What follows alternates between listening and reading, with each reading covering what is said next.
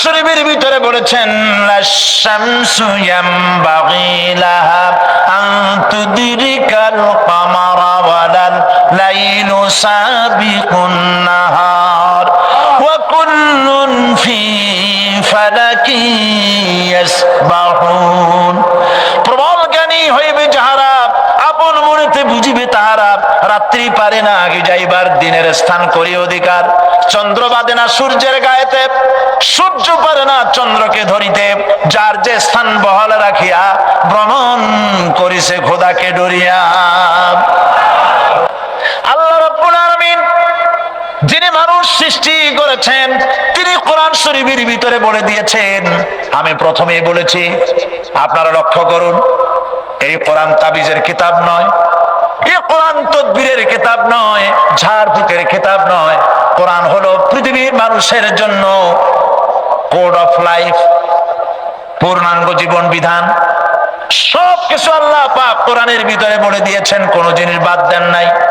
আপনি আমি কেমনে সৃষ্টি হয়েছি, আল্লাহ পাক কোরআনের ভিতরে বলেছেন ইন্না খালাকনাকুম মিন তুরাবিন সুম্মা মিন নুতফাতিন সুম্মা মিন আলাকাতিন সুম্মা মিন মুদগা। নিষ্প্রাণ মাটি দিয়ে তোমাকে উৎপন্ন করা হয়েছে, নিষ্প্রাণ মাটি উপাদান দিয়ে তোমাকে তৈরি করা হলো।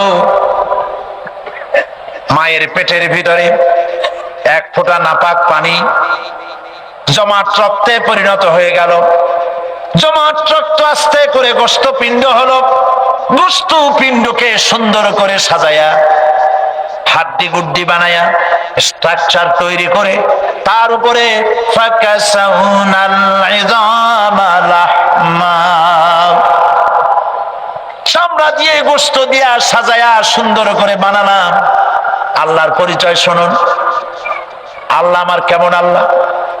মায়ের পেটের ভিতরে সন্তান বানায়া এরপরে যখন রূহ দেওয়া হয়েছে, ক্ষুধা লেগেছে, খাবারের প্রয়োজন হয়েছে, আল্লাহ রাব্বুল আলামিন ওই কচি বান্দা মায়ের পেটে বসে কি খাবে, সেজন্য তার মা চিন্তা করে নাই, বাবা চিন্তা করে নাই, সরকার চিন্তা করে নাই।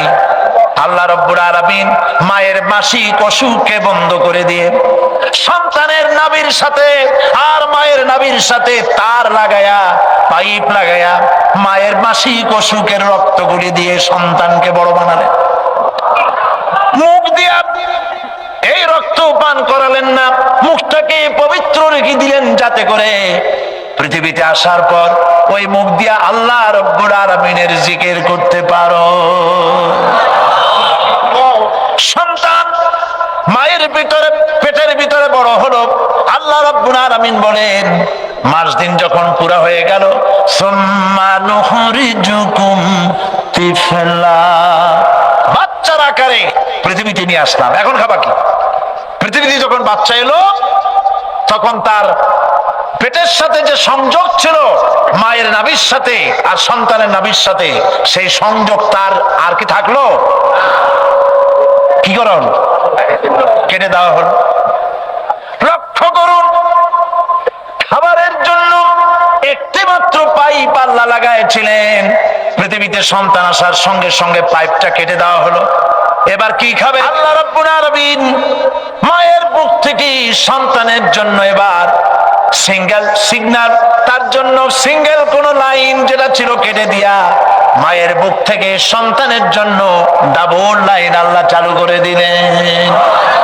এমন দুধ বানায় দিলেন যা শুধু খাবার নয়, শুধু ফুড ভ্যালু নয়, এই দুধের ভিতরে ক্যালসিয়াম, এর মধ্যে ভিটামিন, এর মধ্যে আয়রন, এর মধ্যে মেডিসিন।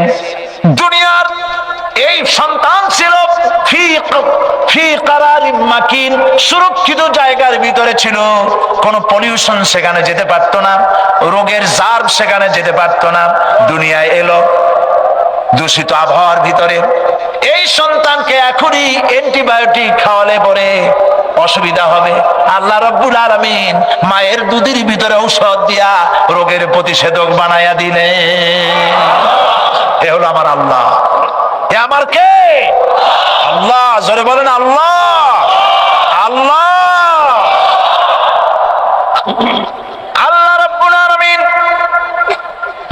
দুধ দিয়ে সন্তানকে বড় করলেন আর শোনায় দিলেন, খবরদার এই মায়ের সাথে এই বাপের সাথে নাফরমানি করবি না।